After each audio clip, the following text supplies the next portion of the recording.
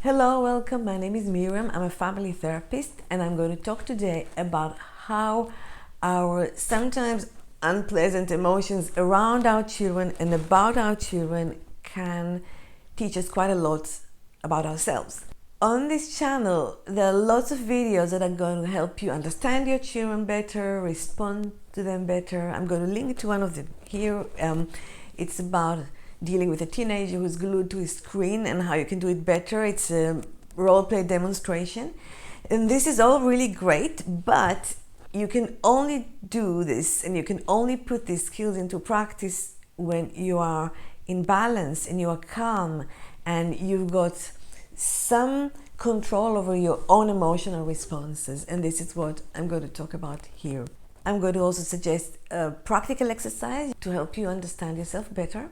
Obviously, we all have bad days. We've got days when we are more sensitive, when we are maybe worried, when we are down, and we're not going to respond to our children in the best way on these days. That's completely normal if that's what's happening to you. You don't need to analyze it too much. You can just accept it and move on.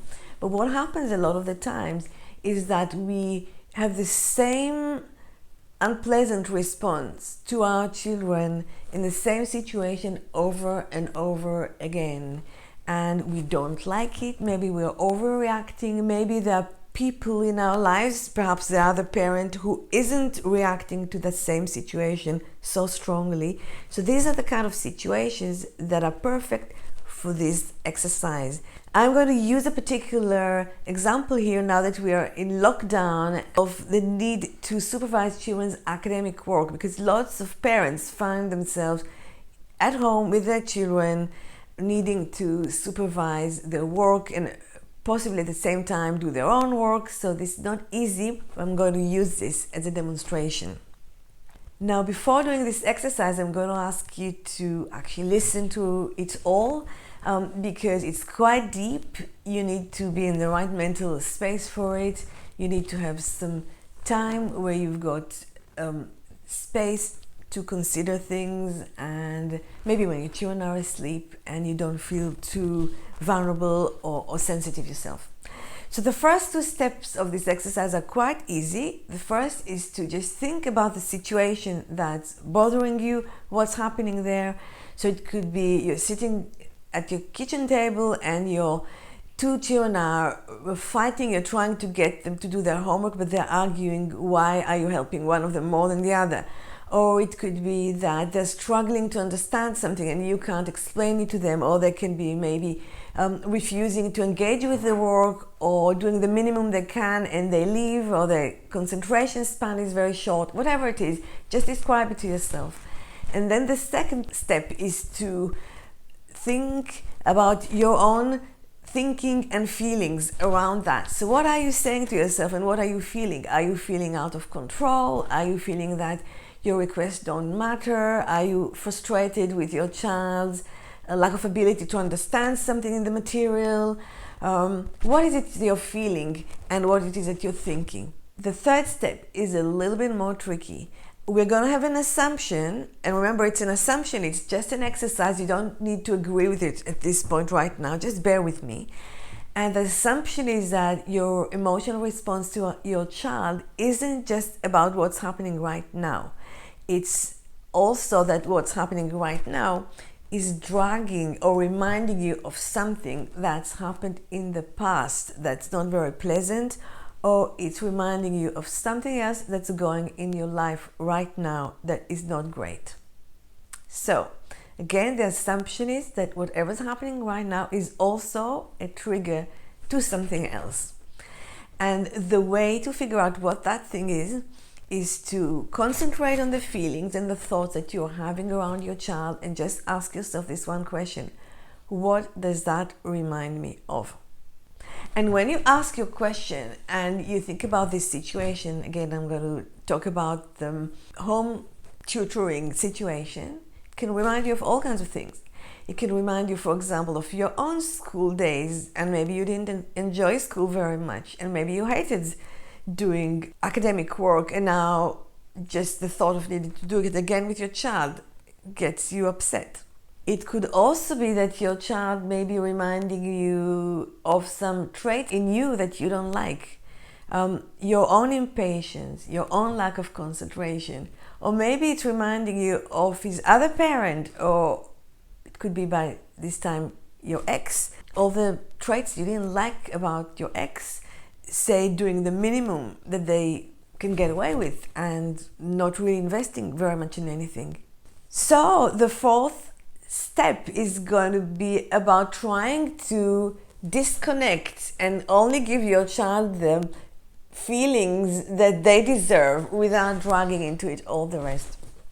So what I'm going to ask you to do is take a deep breath and find 1 or 2 sentences that you can say to yourself when this happens that are going to separate in your mind between what's happening now and what happened back then. So it could be something like, he's struggling at school. I struggled at school, but he's a different person. School is different now. It's got nothing to do with me. Or it could be, he's impatient and he doesn't try his best, but he's not his dad. His dad is a completely different person.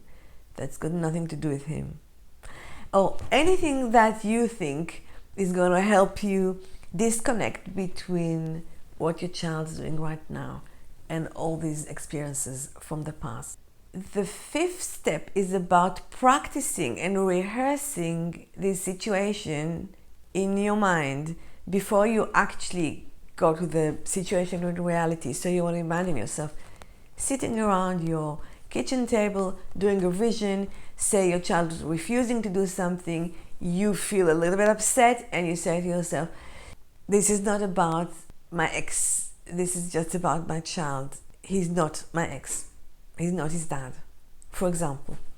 Or you can say, well, he's struggling to understand it. I also struggled at school.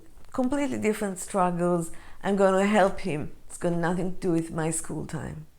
Or anything else that you came up with, it's whatever you came up with at stage 4.